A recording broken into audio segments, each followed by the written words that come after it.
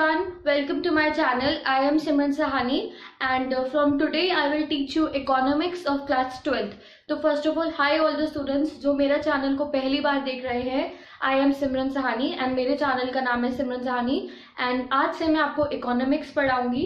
मैं अपने चैनल पर क्लास 12th की पॉलिटिकल साइंस पढ़ा चुकी हूँ full syllabus. So all those who are new, आप जाके मेरे चैनल से पॉलिटिकल साइंस पढ़ सकते हो.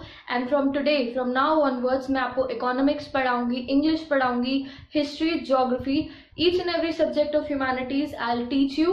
So for the batch of 2020 and 2021, best of luck to all of you. And आज हम पढ़ेंगे इकोनॉमिक्स का चैप्टर मनी. सो मैक्रो इकोनॉमिक्स का चैप्टर मनी हम आज से स्टार्ट करेंगे अपना. एंड ये जो चैप्टर है आपका मैक्रो इकोनॉमिक्स का, यू कैन से दैट सबसे इजी चैप्टर है.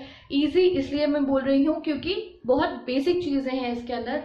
आपको बस कॉन्सेप्ट को समझना है एंड अगर आप उसको एक बारी ढंग से समझ लोगे तो तुम्हें लर्न करने की भी ज़्यादा ज़रूरत नहीं पड़ेगी. I am guaranteeing you that कि अगर तुमने इस वीडियो को एंड तक देख लिया तो मनी चैप्टर तुम्हें बहुत अच्छे से समझ में आ जाएगा. स्टार्ट करते हैं अपना चैप्टर मनी. तो देखो, सबसे पहले जब आप मनी चैप्टर खोलोगे तो उससे पहले हम उसका मीनिंग समझना किसी भी चैप्टर का सबसे इम्पॉर्टेंट होता है. तो मनी मतलब क्या है? मनी क्या है? पैसे, डॉलर्स और सब कुछ, ये सब जो हमारी करेंसीज है, ये सब क्या है? हमारी मनी. क्या मनी से ज़्यादा इंपॉर्टेंट लाइफ में कुछ होता है? देखो, वो सब दूर की बात है. Money can't buy happiness and all that, वो सिर्फ कोटेशंस में ही अच्छी लगती है. पैसे के बिना हमारी लाइफ में कुछ भी पॉसिबल नहीं है. जितनी भी इकोनॉमी हमारी सारे वर्ल्ड की चलती है वो किसके बेसिस पे चलती है? वो मनी के बेसिस पे चलती है. अगर इकोनॉमिक सब्जेक्ट तभी बना है क्योंकि मनी है. अगर मनी ना होता तो इकोनॉमिक सब्जेक्ट बनता ही नहीं, कोई और सब्जेक्ट भी नहीं बनता. क्यों? Because money is the most important. आप स्कूल में कैसे पढ़ते हो? आप इमेजिन करो, अगर आपके घर वालों के पास पैसे नहीं होंगे यानी मनी नहीं होगा तो क्या आप स्कूल में पढ़ सकते हो? क्या आप एजुकेशन अफोर्ड कर सकते हो? जो पुअर लोग हैं, अगर उनको गवर्नमेंट, तो उनको चलो अगर गवर्नमेंट ने उनको अवेलेबल करा दी पढ़ाई तो वो पढ़ सकते हैं. बट अगर उनके पेरेंट्स के पास पैसे नहीं हैं तो वो नहीं पढ़ सकते. फूड भी अगर गवर्नमेंट प्रोवाइड नहीं करा रही और अगर किसी इंसान के पास पैसा नहीं है तो क्या वो फूड कंज्यूम कर सकता है? नहीं. तो यानी कि हमारी लाइफ में हमें अगर एग्जिस्ट करना है तो money is one of the most important factor. तो हमने कई बार देखा है कि मनी के बिना वी कांट एग्जिस्ट. ये बात आप अपने दिमाग में डाल लो. आप क्यों पढ़ रहे हो? क्योंकि तुम बड़े होगे, तुम्हारी जॉब लगेगी, तुम्हारी सैलरी होगी, तुम पैसे कमाओगे, तुम्हारी शादी होगी. ये सब क्या है? This life goes on. तो मनी भी साथ साथ में चलता रहता है एंड हमारी लाइफ भी साथ साथ में चलती रहती है. तो मनी से ज़्यादा इंपॉर्टेंट कुछ नहीं होता है. वो सब कोटेशंस में होता है जो कुछ भी लिखा होता है. ठीक है, तो इसलिए आज हम सबसे पहले मनी के बारे में पढ़ेंगे. तो मनी इज नॉट दैट कि रुपीज हो गया, ये सब को मनी हम नहीं कहते हैं. मनी एक ऐसी चीज़ है जिसकी वजह से हम लोग चीज़ों का लेन देन कर सकते हैं. यानी कि if I want a dress तो मैं वो जाके खरीद रही हूँ. अगर मेरे पास डॉलर होगा तो मैं डॉलर में भी खरीद सकती हूँ. अगर मेरे पास रुपीज़ है तो मैं रुपीज़ में भी खरीद सकती हूँ. तो मनी की जो क्वालिटीज़ हैं उनको हम बाद में पढ़ेंगे. तो मनी जो है वो जो हमारा, अभी हम मॉडर्न एज में रह रहे हैं. जो मॉडर्न एज से पहले प्री मॉडर्न एज हो गई, मेडिवल एज हो गई और हमारी एंशिएंट टाइम्स में, उस टाइम पे मनी एग्जिस्ट नहीं करता था. यानी कि अगर अभी आप मनी के बारे में सोचते हो तो आपको क्या पेपर नोट्स दिखाई देते हैं या फिर कॉइन्स दिखाई देते हैं. पहले ज़माने में भी कॉइन्स होते थे, पेपर नोट्स भी बनने शुरू हुए थे. बट उससे पहले बहुत पीछे अब हम जाएंगे फ्लैशबैक में कि शुरुआत कैसे हुई. तो आपने अपनी छोटे होते हुए क्लासेस में पढ़ा है कि पहले ज़माने में बार्टर सिस्टम होता था. तो हमारी चैप्टर की शुरुआत ही बार्टर सिस्टम से होती है. मनी तो हमें पता चल लग गया कि क्या है. तो मनी से पहले क्या होता था? Barter system. तो देखो, बार्टर सिस्टम क्या होता है? बार्टर सिस्टम ऐसा सिस्टम था जिसमें जब पहले ज़माना था, हम फ्लैशबैक में गए हैं इस समय, तो फ्लैशबैक में मनी तो था ही नहीं, कोई कॉइन्स नहीं थे, कोई पेपर नोट्स नहीं थे. तो उस टाइम पे बार्टर सिस्टम होता था. इसको कहते हैं कमोडिटी फॉर कमोडिटी इकोनॉमी. देखो, इकोनॉमिक्स में आइटम वर्ड यूज़ नहीं करते हम, इसमें हम वर्ड यूज़ करते हैं कमोडिटी. ना ही इसमें हम गुड से भी बेटर, सबसे बेटर वर्ड अगर आपको इकोनॉमिक्स लैंग्वेज में यूज़ करना है तो वो होता है हमारा कमोडिटी. कमोडिटी यानी क्या हो गया? कोई वीट हो गया, ग्राम हो गया, पल्सेस हो गई, कोई घोड़ा हो गया, कोई गाय हो गई, बैल हो गई, ये सब क्या है? कमोडिटीज. तो कमोडिटी फॉर कमोडिटी इकोनॉमी को हम कहते हैं बार्टर सिस्टम. तो बार्टर सिस्टम की पहले आपको डेफिनेशन बनाती हूँ, फिर मैं आपको बताऊंगी बार्टर सिस्टम होता क्या है. तो it is a system of economy in which the goods are exchange for goods without the use of money. यानी कि इस सिस्टम के अंदर एक चीज देके, एक कमोडिटी देके दूसरी कमोडिटी हम ले लेते हैं और इसमें पैसों का लेन देन नहीं होता। जैसे कि मेरे पास 1000 kg ऑफ वीट है, मैं एक फार्मर हूँ, मेरे पास बहुत सारा वीट है, बट अब मुझे वीट की ज़रूरत नहीं है, मुझे चाहिए बफेलो की मैं अच्छे से अपनी फार्मिंग कर पाऊँ। तो मैं सामने वाले किसी फार्मर के पास गई, उसके पास एक्स्ट्रा बफेलो है, मैंने उससे बोला कि मैं तुम्हें 1000 ग्राम वीट दूंगी, तो क्या तुम मुझे बफेलो दे दोगे? And at the same time उसको वीट की ज़रूरत थी, तो वो कहेगा ठीक है। उसने मुझसे 1000 किलोग्राम वीट ले लिया, उसके बदले में उसने मुझे बफेलो दे दी। तो इस तरीके से बार्टर सिस्टम चलता था। जैसे कि अब लोगों को कपड़े लेने होते थे, जैसे कि अगर मेरी मम्मी को मेरी ड्रेस बनानी है, अगर हम फ्लैशबैक में रहते होते तो उनको 2 मीटर कपड़ा चाहिए, तो वो आसपास में ढूंढेंगे कि किस इंसान के पास पहले 2 मीटर कपड़ा है, फिर उसके पास जाके जो चीज़ हमारे पास अवेलेबल, जैसे मेरे पास वीट है तो उसको कुछ किलोग्राम वीट देके वो कपड़ा ले लेंगी। तो इस तरीके से बार्टर सिस्टम चलता था। पैसे नहीं देते थे, एक चीज देके दूसरी चीज ले लेते हम लोग, ठीक है। तो ये देखने में भी तुम्हें बहुत सिंपल लग रहा है, कमोडिटी फॉर कमोडिटी, वीट दो बफेलो ले लो, एप्पल दो बनाना ले लो, बट ये इतना आसान नहीं था। इसके बहुत सारे ड्रॉबैक्स थे बार्टर सिस्टम के। अभी ही तुम्हें बहुत कंफ्यूजिंग लग रहा होगा कि ये जो बार्टर सिस्टम था वो एक बहुत ही लिमिटेड एक्सटेंट तक पॉसिबल था। अगर हम लोग बार्टर सिस्टम में जीते रहते तो हमारी सोसाइटी डेवलप नहीं हो पाती। तो अब हम पढ़ेंगे बेसिकली बार्टर सिस्टम के जितने भी ड्रॉबैक्स होते हैं कि क्यों आज के टाइम में क्या बार्टर सिस्टम होता है, नहीं होता।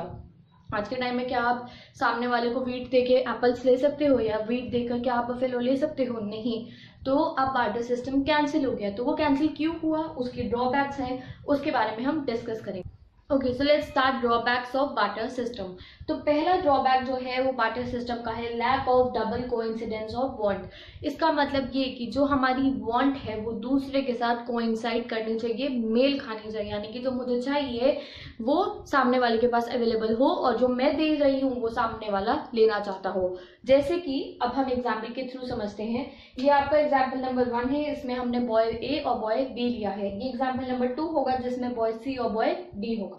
तो एग्जाम्पल नंबर 1 में देखो कि बॉय ए है, इसके पास क्या है, इसके पास 1 मीटर ऑफ क्लॉथ है और इसको क्या चाहिए, इसको चाहिए वीट। ओके, अब एक है हमारे पास, दूसरा जना कौन है हमारा, बॉय बी। इसके पास वीट है और इसको क्या चाहिए, इसको 1 मीटर ऑफ क्लॉथ चाहिए। तो आप यहाँ पे देख सकते हो कि दोनों की जो कोइंसिडेंस ऑफ वांट यहाँ पर हो रहा है, कोइंसिडेंस ऑफ वांट जो है यहाँ पे सक्सेसफुल है। तो इसलिए यहाँ पे ये दोनों एक दूसरे से बार्टर सिस्टम कर लेंगे, यानी कि ये आपस में कमोडिटी फॉर कमोडिटी को एक्सचेंज कर लेंगे बिना यूज ऑफ द मनी। तो इस सिचुएशन के अंदर कोइंसिडेंस ऑफ वांट हो रहा है, जो बॉय ए के पास है वो बॉय बी को चाहिए, तो ये आपस में एक्सचेंज कर लेंगे और यहाँ पे बार्टर सिस्टम बहुत ही सक्सेसफुल है। आपको लग रहा होगा बार्टर सिस्टम बहुत अच्छा है। अब हम पढ़ेंगे सेकंड सिचुएशन जो हमें प्रूव करेगा कि बार्टर सिस्टम में अगर lack of double coincidence of want हो तो वो एक बार्टर सिस्टम सक्सेसफुल नहीं हो सकता। फॉर एग्जाम्पल बॉय सी है, इसके पास 1 मीटर क्लॉथ है एंड इसको क्या चाहिए, वीट चाहिए, वांट यानी कि ही वांट्स वीट। अब जो बॉय डी है इसके पास वीट है बट इसे क्या चाहिए, इसे 1 मीटर ऑफ क्लॉथ नहीं चाहिए, इसे चाहिए राइस। तो क्या इस सिचुएशन में ये लोग आपस में लेन देन कर सकते हैं? नहीं। अगर बॉय सी जाएगा इसके पास, कहेगा कि तू मेरे से 1 मीटर ऑफ क्लॉथ ले ले और मुझे वीट दे दे, तो वो कहेगा भाई मेरे को तो क्लॉथ चाहिए ही नहीं, मुझे तो राइस चाहिए, मैं नहीं लूंगा तेरे से क्लॉथ, ना मैं तुझे वीट दूंगा। तो इस सिचुएशन में जो बार्टर सिस्टम है वो नहीं हो पाएगा। क्यों?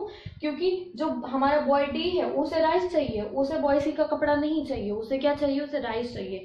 तो दिस इज द सिचुएशन जहाँ पे क्या हो रहा है, lack of double coincidence of want. इन दोनों की जो वांट्स हैं वो कोइंसाइड नहीं कर रही हैं, तो इसलिए इस सिचुएशन में बार्टर सिस्टम पॉसिबल नहीं है एंड इसीलिए बार्टर सिस्टम को क्या कहा जाता है, ड्रॉबैक। ऐसे आपको कितने भी एग्जाम्पल पढ़ रही है, lack of double coincidence of want. अब हम आगे के ड्रॉबैक्स पढ़ेंगे। तो नेक्स्ट ड्रॉबैक है हमारा lack of standard of deferred payment. देखो हर एक जो ड्रॉबैक है उसके पीछे लैक लगा है, यानी कि इस चीज की कमी है। तो डेफर्ड पेमेंट्स मतलब क्या होता है, ये चीज आप याद रख लो, आगे चैप्टर में भी आएगी। डेफर्ड पेमेंट्स मतलब होता है कि वो पेमेंट्स जो हम फ्यूचर में करेंगे। फॉर एग्जाम्पल आप EMI पर आईफोन खरीद सकते हो, आप ले लेते हो, आपके पास कमोडिटी आ जाती है, आपके पास आईफोन आ गया, बट पैसे आप धीरे धीरे करके दोगे, ठीक है। This is a form of a borrowing and lending system जो आज के टाइम हमारे वर्ल्ड में रहता है, होता है। हम लोग वर्ल्ड बैंक से लोन लेते हैं, हम बैंक से लोन लेते हैं, हम कई बार जमींदार से लोन ले लेते हैं कुछ चीज़ गिरवी रखवाकर, बट ये जो बोरोइंग एंड लेंडिंग था वो बार्टर सिस्टम में पॉसिबल नहीं था। आप क्या कहोगे, भाई मेरे से 10 किलो सेब ले ले अभी, मुझे 2 साल बाद रिटर्न कर दियो, तो क्या वो 10 किलो सेब उसी वैल्यू में वही वाले तुम्हें रिटर्न कर पाएगा? नहीं, this was not possible. Barter system में हम लोग जो है बोरोइंग एंड लेंडिंग नहीं कर पा रहे थे, इसलिए हमने उसको चेंज करा और हम अपनी लाइफ में क्या लेकर आए, मनी लेकर आए। नेक्स्ट है आपका lack of common measure of value. Measure of value, आज के टाइम पे जो मनी है उसकी एक कॉमन यूनिट है, डॉलर है, रुपीज़ है, हमारी इतनी सारी करेंसीज हैं, हर चीज़ की एक कॉमन वैल्यू होती है। आपको पता है कि मेनली जो पेन्स होते हैं या 5 रुपीज़ का मिलेगा या 20 रुपीज़ का मिलेगा, या महंगे से महंगा भी ले लो तो 200-300 रुपीज़ तक के आपको पेन मिल जाएंगे। बट जो आपका बार्टर सिस्टम था उसमें हर चीज़ का रेशियो बनाना पड़ता था। जैसे कि हमने यहाँ रेशियो बनाया 1 मीटर क्लॉथ के बदले 1 kg वीट, 2 एप्पल के बदले 2 बनाना। तो आप list will go on and on, कितनी सारी कमोडिटीज़ होती हैं एक लाइफ में जो हमें चाहिए होती है, तो सबके लिए हमें रेशियो बनाना पड़ेगा। कुछ रेशियोज मैंने आपको बना के दिखाए हैं, जैसे कि 1 kg wheat 1 metre cloth, 1 kg दाल 2 kg राइस, 2 हॉर्सेस के बदले 4 बफेलोज। तो this list will go on and on, and ये बहुत ही कंफ्यूजिंग था, इसलिए जो बार्टर सिस्टम था वो पॉसिबल नहीं हो पाया। तो सबसे जो बड़ा ड्रॉबैक था वो क्या था, कॉमन मेजर ऑफ वैल्यू। अभी आप हर चीज़ की वैल्यू किस में नापते हो, मनी में नापते हो। फ़ोन चाहिए जितने रुपीज़ का है जाके खरीद सकते हो, बेड चाहिए ले आओगे, नोटबुक चाहिए ले आओगे, क्यों? क्योंकि हमारे पास कॉमन वैल्यू है। हमारे यहाँ हर चीज़ की वैल्यू किस में है, मनी में है, ठीक है। तो this was possible, not possible in the barter system. Barter system में हर चीज़ का अलग अलग रेशियो बनाना पड़ता, इतने सारे रेशियोज की वजह से जो बार्टर सिस्टम था वो अनसक्सेसफुल हो गया। नेक्स्ट है आपका lack of store of value. Store of value मतलब है कि हम बार्टर सिस्टम में सेविंग नहीं कर सकते थे। हर जो इंसान है, इनफैक्ट इंडियंस को तो सेविंग बहुत पसंद होती है। हम सेविंग क्यों करते हैं? हम सेविंग इसलिए करते हैं कि हम उस जो सेविंग हमने करा है पैसा, उसको हम फ्यूचर यूज़ कर सकें, फ्यूचर में यूज़ कर सकते हैं किसी गुड के लिए, किसी सर्विस के लिए। कई लोग पैसे इकट्ठे करके रखते हैं जिससे वो फॉरेन का ट्रिप मार सके, कोई इकट्ठा करते हैं कि अच्छा सा फ़ोन ले सके। बट क्या आप बार्टर सिस्टम में सेविंग कर सकते हो? क्या 10 किलोग्राम ऑफ वीट को आप संभाल के रख सकते हो अपने पास कि आप 2 साल बाद जाके कुछ खरीद लो? क्या आप 10 किलो सेब अपने लॉकर में संभाल के रख सकते हो? नहीं। आप लोग 1 लाख रुपीज़ आपने अपने जमा करके रख लिए हैं तो वो आपके आगे काम ही आएंगे। बट अगर आपके पास 1000 एप्पल्स हैं तो क्या उसको सेव करने का आपको कोई फ़ायदा मिलेगा? नहीं, आपको 1 हफ्ते के अंदर उन्हें ख़त्म करना है, नहीं तो वो ख़राब हो जाएंगे, वो पेरिश हो जाएंगे। तो इसीलिए मनी हमारे लिए क्यों इंपॉर्टेंट है? Because money is not perishable. उसके अलावा हर एक जो चीज़ है वो दिन पर दिन ख़राब हो जाएगी। तो हमारे बार्टर सिस्टम में स्टोर ऑफ वैल्यू हम लोग सेविंग नहीं कर सकते थे। ये जो डेफिनेशन है मैंने लिखी है, देखो lack of store of value के भी क्या है, it is difficult for people to store wealth and generalise purchasing power for future use in the form of goods and services. Everything is perishable. तो यहाँ से आप बोर्ड पे से रीड कर सकते हो। एंड वन थिंग मोर, ये जितने भी हैं इनके डिटेल्ड नोट्स मैंने हैंड रिटन नोट्स मेरी ब्लॉग साइट पे अपलोड कर दिए हैं, उसका लिंक तुम्हें नीचे मिल जाएगा। जहाँ जितना मैंने यहाँ लिखा है उससे भी अच्छे तरीके से मैंने अपने नोट्स में लिखा हैगा, तो आप नीचे से जाके उनका स्क्रीनशॉट लो, अपनी नोटबुक भी बना सकते हो। तो नोट्स आपको मेरी ब्लॉग साइट पे मिल जाएंगे। साथ ही साथ आपको ये रीड भी करना है। I am explaining to you and you have to read this also.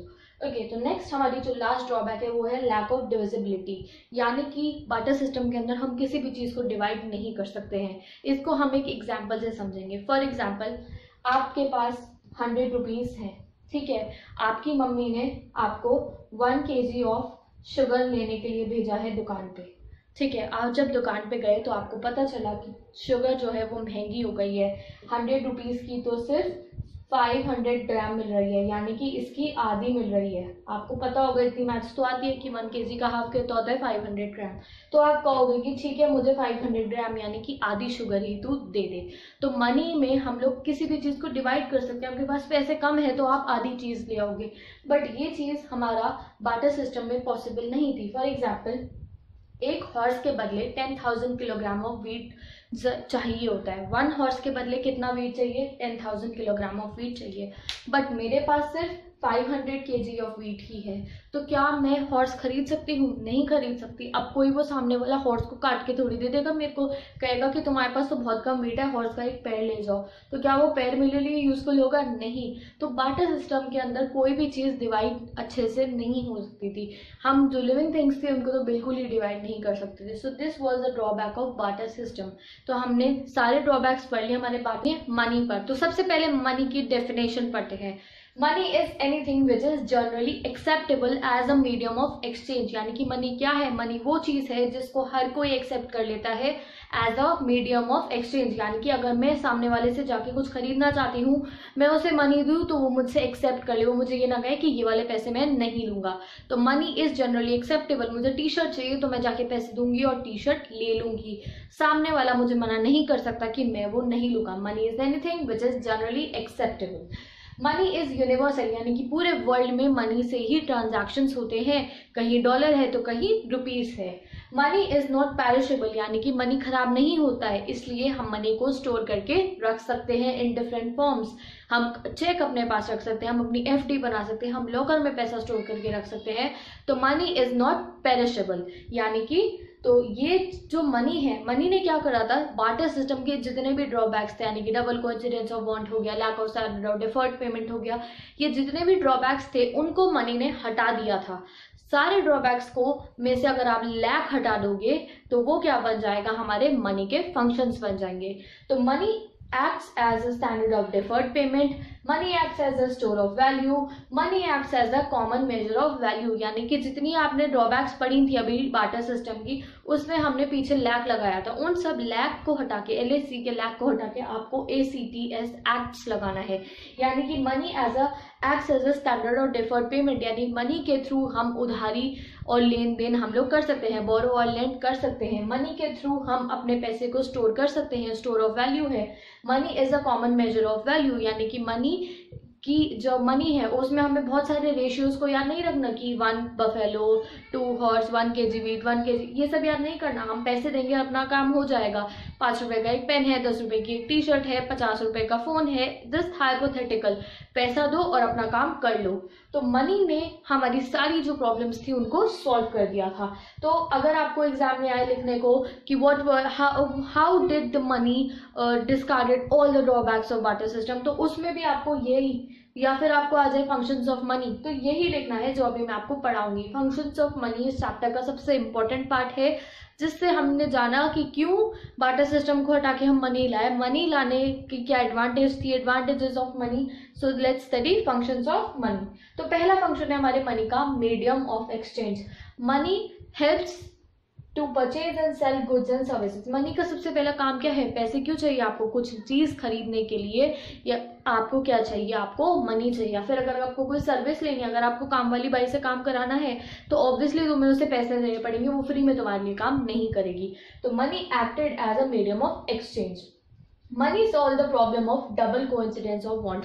Barter system में डबल कोइंसिडेंस ऑफ वांट थी, यानी कि अगर मेरी मम्मी को मेरे लिए ड्रेस बनानी है, उन्हें 1 मीटर क्लॉथ चाहिए, तो उन्हें सामने वाला एक आदमी ढूंढना पड़ेगा जाके बाजार में कि जिसके पास 1 मीटर क्लॉथ हो। और फिर अगर वो उन्हें मिल भी गया तो पहले उन्हें उसकी वांट देखनी पड़ेगी कि उसे क्या चाहिए, उसे व्हीट चाहिए, उसे राइस चाहिए, उसे चॉकलेट चाहिए, उसे क्या चाहिए, और वो चीज़ मेरी मम्मी के पास होनी चाहिए, तभी वो उससे कपड़ा ले पाएंगी। तो ये जितनी भी भसल मची हुई थी, इस सब को हटाया किसने? हमारे मनी ने। अब क्या है? अब हमें किसी को ढूंढना नहीं है जिसके पास क्लोथ हो और फिर हम उससे उसकी विश जानेंगे कि भाई तुझे क्या चाहिए, फिर मैं वो ढूंढ के लाके तुझे दूंगा, तब तू मुझे कपड़ा दियो। ये सब नहीं करना। अभी आप उसको पैसे दोगे और आप अपनी चीज को खरीद लोगे। तो मनी ने ये जितनी भी हमारी डबल कोइंसिडेंस ऑफ वांट की प्रॉब्लम थी उसको डिस्कार्ड कर दिया था। अब हमें 2 एप्पल 2 बनाना कुछ नहीं करना है। 2 एप्पल चाहिए, पैसे दो और एप्पल ले लो। नेक्स्ट है आपका unit of account function of money. ये बहुत इंपॉर्टेंट फंक्शन है हमारे मनी का। Money acts as a common denominator in which the value of goods and services are measured. Money एक कॉमन यूनिट की तरह काम करता है जिससे हम किसी भी कमोडिटी की जो वैल्यू है उसको पता लगा लेते हैं। जैसे कि बार्टर सिस्टम में बहुत सारे रेशियो बने हुए थे कि 1 घोड़े के बदले 2 भैंसें, एक चॉकलेट के बदले 3 पेन, तो बहुत सारे एंडलेस रेशियोज थे। बट हमारे पास क्या है, हमारे पास हर एक के बदले के लिए एक ही चीज़ है, एक ही वैल्यू है, वो क्या है, मनी की, जिसको हम कहते हैं प्राइस। किसी भी कमोडिटी की वैल्यू हम कैसे नापते हैं, उसके प्राइस से नापते हैं। आईफोन 1 लाख का भी, आईफोन 50,000 का भी है, चॉकलेट 10 रुपीज़ वाले भी है, 20 रुपीज़ वाली भी है। तो कोई डिफिकल्ट नहीं है हमारे लिए। 10 रुपीज़ वाली है तो हम 10 रुपीज़ दे के ले लेंगे, 20 वाली है तो हम 20 ले लेंगे। तो मनी ने हमारा जो ये रेशियो वाली प्रॉब्लम थी उसको हटा दिया था। It acted as a unit of account. हर चीज की एक प्रॉपर वैल्यू बन गई थी एंड उस वैल्यू को हम क्या कहते हैं, हर चीज का अपना एक प्राइस हो गया है, हर चीज की एक कीमत है जो हम दे के अपनी चीजें खरीद सकते हैं। जैसे कि value of commodity in terms of money, अगर आपको एग्जाम में फिल इन द ब्लैंक्स में लिखने को आ जाए, what of the value of any commodity in terms of money. Money में किसी भी चीज की कमोडिटी की वैल्यू को हम कहते हैं प्राइस, कीमत। Value of commodity in terms of money is known as the price. It is easy to calculate exchange ratio in this. यानी कि हम प्राइस के, अब हमारे पास बस एक चीज है, एक तरफ है हमारा प्राइस, एक तरफ है हमारी एंडलेस लिस्ट ऑफ कमोडिटीज, बहुत सारी कमोडिटी, सब्जी है, दूध है, कुछ भी है, हम उसको मनी से खरीद सकते हैं। हर चीज का एक प्राइस बन गया था। इसलिए जो बार्टर सिस्टम की जो एक हमारी डिसएडवांटेज थी, lack of common measure of value, lack of unit of value, उसको जो हमारा मनी था उसने डिस्कार्ड कर दिया था। नेक्स्ट है आपका स्टोर ऑफ वैल्यू। हमने पढ़ा था कि बार्टर सिस्टम में हम मनी को, हम अपनी चीज़ों को स्टोर नहीं कर सकते हैं, सेब को स्टोर नहीं कर सकते हैं। बट क्या हुआ, मनी हम स्टोर कर सकते हैं। लॉकर में हम मनी रखते हैं, हम चेक बनाते हैं, हम एफडी बनाते हैं बैंक के अंदर। तो मनी ने हमारी इस प्रॉब्लम को भी सॉल्व कर दिया है। Money acts as a store of value. मैंने आपको बताया लैक हटा के आपको ACT एक्ट लगा देना है। Last but not the least है आपकी, it acted as a standard of deferred payment. मैंने ये लास्ट में इसलिए क्यों लिखा है, क्योंकि आपको अच्छे से याद रहना चाहिए। डेफर्ड पेमेंट मतलब होती है वो पेमेंट जो हम फ्यूचर में देंगे। स्टैंडर्ड और डेफर्ड पेमेंट में मोस्टली लेंडिंग एंड बोरोइंग होती है। तो लेंडिंग एंड बोरोइंग हम लोग पैसे के थ्रू कर सकते हो। जैसे कि आप EMI पे गाड़ी खरीद लेते हो और धीरे धीरे करके पैसे देते रहते हो। तो मनी ने पॉसिबल कर दिया है कि आप किसी चीज़ को उधार ले सको या आप उधार दे सको। तो money has solve all the problem that were faced during the barter system. Money ने जितनी भी बार्टर सिस्टम में हमारी दिक्कतें हमने झेली उसको मनी ने कैंसिल कर दिया। So these are the function of money, या फिर आप एडवांटेजेस ऑफ मनी भी कह सकते हो। तो आई होप तुम्हें मनी की जो फंक्शंस है वो समझ में आए होंगे। कुछ मनी के एक और फंक्शन है हमारा transfer of value. Money helps to transfer value from one person to another and purchase of movable and immovable commodity. If you want to write more, वैसे ये फंक्शन लिखना भी बहुत जरूरी है। जो मनी होता है वो किसी भी चीज को एक इंसान से दूसरे इंसान तक पहुंचा देते हैं। यानी कि शॉपकीपर के पास फोन है, उससे खरीद लिया, अब वो मेरे पास आ गया, तो वो उसके से मेरे पास आ गया। पहले वो उसका था, अब वो मेरा हो गया है। Money helps to purchase movable and immovable commodities. यानी कि अगर कोई पीस ऑफ लैंड है, वो मेरे फ्रेंड का है, बट मैं उस लैंड को खरीदने में इंटरेस्टेड हूँ, तो मैं उसे पैसे दूंगी और अब वो मेरा हो जाएगा। कोई कार है, शोरूम पे कार खड़ी है, मुझे चाहिए तो मैं खरीद लूंगी, वो मेरी हो जाएगी। तो मनी ने जो हमारी कमोडिटी है उसके ओनर्स को चेंज करना बहुत आसान बना दिया। हम पैसे देंगे एंड हम कोई भी चीज को खरीद लेंगे। ट्रांसफर ऑफ वैल्यू हो गई है। पहले वो जो पीस ऑफ लैंड था वो मेरे फ्रेंड का था, बट अब मैंने पैसे दे दिया है और वो अब इजिली मेरा हो गया है। तो money acts as a transfer of value. ठीक है, so with this we completed. Okay, तो अब हम सप्लाई ऑफ मनी कॉन्सेप्ट पर आ गए हैं। ये चैप्टर के बाद 2 टॉपिक्स बचे, उसके बाद मनी चैप्टर हमारा कंप्लीट। तो सप्लाई ऑफ मनी की पहले हम डेफिनेशन पढ़ेंगे। एज इट इज आपको एग्जाम में लिखनी है, 1-2 मार्क्स में आएगी, और जो थोड़ा डिटेल होगा वो आपको मेरे नोट्स में मिल जाएंगे, जो ब्लॉग साइट पे नीचे लिंक आपको डिस्क्रिप्शन में दिया हुआ है। तो वहां से जाके तुम्हें अपने नोट्स बनाने हैं, यहाँ से तुम्हें अपना चैप्टर समझना है। तो supply of money refers to the total quantity or stock of money available in the economy at a particular point of time। यानी कि सप्लाई ऑफ मनी मतलब होता है टोटल क्वांटिटी ऑफ मनी, जितना भी सारा का सारा पैसा लोगों के पास है in an economy at a particular point of time, एक समय पर। इसमें स्टॉक वर्ड यूज हुआ है। स्टॉक वर्ड मतलब होता है, जब भी स्टॉक आता है ना, हमारे इकोनॉमिक्स में 2 कॉन्सेप्ट होते हैं, एक होता है स्टॉक कॉन्सेप्ट, एक होता है फ्लो कॉन्सेप्ट। तो स्टॉक कॉन्सेप्ट हमेशा eight a particular point of time को रेफर करता है। अगर अभी eight a particular point of time तुम्हारी जेब में 10 रुपए है, तो तुम्हारा नेट इस समय तुम्हारे पास कितने रुपए? 10 रुपए हैं। तो इकोनॉमी में या फिर तुम्हारे बैंक अकाउंट्स में अभी जितना पैसा है उसको हम स्टॉक कॉन्सेप्ट में लेते हैं। तो supply of money refers to the total quantity और स्टॉक ऑफ मनी, यानी कि जितना अभी हमारे पास अवेलेबल है। In the economy at a particular point of time. जितना भी पैसा भी तुम्हारे बैंक अकाउंट्स में है या फिर गवर्नमेंट के पास अपने सेविंग अकाउंट्स में हैगा, उन सबको हम सप्लाई ऑफ मनी कहते हैं। ओके, अब इसके कंपोनेंट्स पढ़ेंगे हम। Components of money supply, as it is ये डेफिनेशन तुम्हें लिखनी है। Supply of money refers to the total quantity और stock of money available in the economy at a particular point of time. एक टाइम पर पूरी इकोनॉमी में जितना भी पैसा है उसको हम सप्लाई ऑफ मनी कहते हैं। 10 बार रिपीट कर रही हूँ ये डेफिनेशन क्योंकि एग्जाम में आएगी और तुम्हें एज इट इज लिखनी है। कंपोनेंट्स ऑफ मनी सप्लाई, अब हम इसके कंपोनेंट्स पढ़ेंगे कि मनी सप्लाई में क्या क्या कंपोनेंट्स होते हैं। तो ये बहुत बेसिक है, हमें सबको पता है कि 3 कंपोनेंट्स हैं हमारे मनी सप्लाई के। सबसे पहले क्या है, currency held by public. Public कौन है, हम आम जनता। जो हम आम जनता के पास पैसा होता है, पहली हो गई हमारी मनी सप्लाई का कंपोनेंट वो। दूसरा कंपोनेंट है हमारा net demand deposit held by commercial banks. जो हमारा बैंक है, जैसे पंजाब नेशनल बैंक हो गया, स्टेट बैंक ऑफ इंडिया, जितने भी बैंक्स है इनमें हम लोग भी कुछ डिपॉजिट कराते हैं ना। तो सेकेंड कंपोनेंट है हमारा net demand deposit held by the commercial bank. Third component हमारा होता है deposit with the reserve banks. कुछ डिपॉजिट जो हमारा आरबीआई है, हमारा सबसे बड़ा बैंक जो है सेंट्रल बैंक है, उसमें भी कुछ डिपॉजिट्स होते हैं। तो इन तीनों को मिलाकर हमारा कंपोनेंट्स ऑफ मनी सप्लाई बनता है। तो पहला कंपोनेंट हम पढ़ते हैं करेंसी हेल्ड बाय पब्लिक। तो हम आम जनता के पास मेनली अपने हाथ में किस टाइप की 2 करेंसी होती है, 2 टाइप की करेंसी हमारी होती है, एक पेपर नोट्स और एक कॉइन्स। तो आप पढ़ते हैं पहले coins. Coins are made up of metal and issued by monetary authority of the country. यानी कि वो लोहे के होते हैं, मेटल के होते हैं, कोई से भी मेटल के हो सकते हैं। पहले जमाने में चांदी के, सोने के सिक्के हुआ करते थे, वो बहुत ज्यादा उनकी जो उनको बनाने में बहुत ज़्यादा खर्चा होता था। तो इसलिए आज के टाइम में हमारे यहाँ सोने के सिक्के नहीं होते, हमारे नॉर्मल मेटल्स के सिक्के बनते हैं। एंड इसको कौन इशू करता है, किसके पास अथॉरिटी है, मॉनेटरी अथॉरिटी किसको दी गई है कॉइन्स इशू करने की, वो हमारे जो सेंट्रल बैंक है और हमारी जो सेंट्रल गवर्नमेंट है उनके पास होती है। यानी कि जो आरबीआई है, इंडिया का क्या है, रिजर्व बैंक ऑफ इंडिया के पास अथॉरिटी है और हमारी सेंट्रल गवर्नमेंट के पास अथॉरिटी है कि वो कॉइन्स को छाप सके या फिर कॉइन्स बना सके।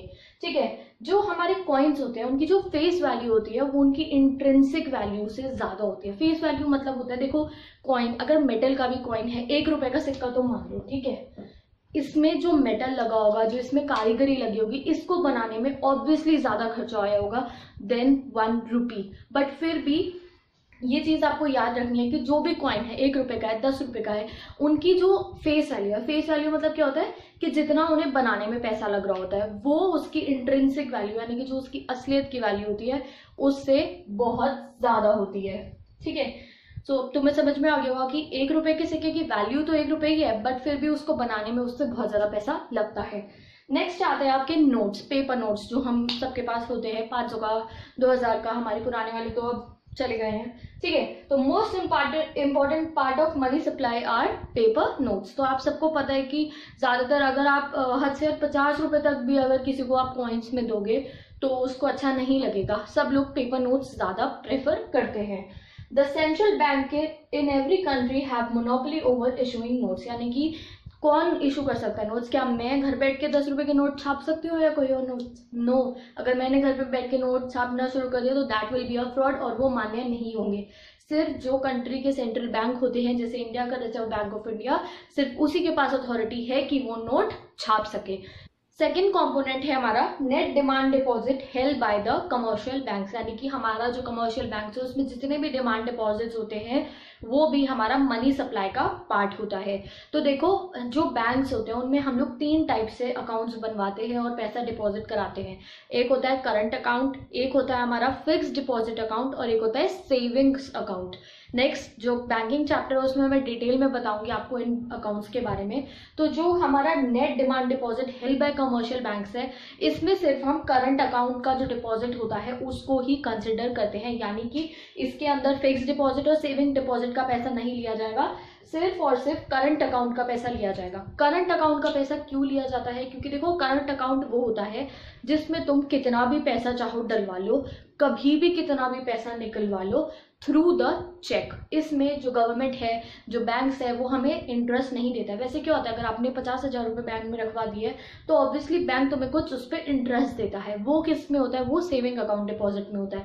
बट करंट अकाउंट में आप कितने भी पैसे डलवा दो, आपको कोई इंटरेस्ट नहीं मिलेगा। बस आप चेक के थ्रू उसको ट्रांसफर पेमेंट अपनी कर सकते हो। ये किसके लिए होती है, ये मेनली बिजनेसमैन के लिए होता है। जैसे अगर आपके पापा बिजनेसमैन है तो उनका जरूर एक करंट अकाउंट होगा। उसका क्या यूज होता है कि अगर वो कहीं टूर पे जा रहे हैं, उन्हें कहीं पेमेंट करनी है, तो वो इतना सारा कैश 1-1.5 लाख रुपए या ज्यादा उससे अपनी जेब में लेके नहीं घूमेंगे। वो चेक काट के दे देंगे अपनी जो उनका जो जिनको उन्हें पैसे देने हैं, और वो ऑटोमेटिकली क्लियर हो जाएगा, उनके करंट अकाउंट में से पैसे चले जाएंगे। और तो इसके लिए जो हमारा जो बैंक है हमारे को कोई इंटरेस्ट नहीं देता है, बस हमें चेक फैसिलिटी देता है। तो दिस इज करंट अकाउंट। जो करंट अकाउंट है, इसलिए हम लोग इसको net demand deposit held by the commercial banks में काउंट करते हैं। क्यों? क्योंकि आपको पता है मनी सप्लाई में eight a particular point of time के पैसों को हम कैलकुलेट करते हैं। तो करंट अकाउंट में कितना पैसा है, जो तुम्हारा eight a particular point of time तुम्हारे करंट अकाउंट में जितना भी पैसा है, पूछो अपने पापा से कितना पैसा है, तो वो मनी सप्लाई में हमारा काउंट होता है। तो एक बार इसकी डेफिनेशन पढ़ लो। Current account deposit which are payable on demand, पता है, मैंने आपको बता दिया। जब अगर तुम्हारे पापा ने किसी को चेक काट के दिया है तो उस टाइम पे वो निकल जाएगा। They can be withdrawn any time, किसी भी टाइम निकल सकते हैं। एफडी जो होती है, आपने सुना होगा एफडी के बारे में। एफडी 5 साल की बनती है, 2 साल की बनती है, तो आप उसे एक पर्टिकुलर टाइम पीरियड के बाद ही तोड़वा सकते हो, उससे पहले तुम उसे नहीं तोड़वा सकते।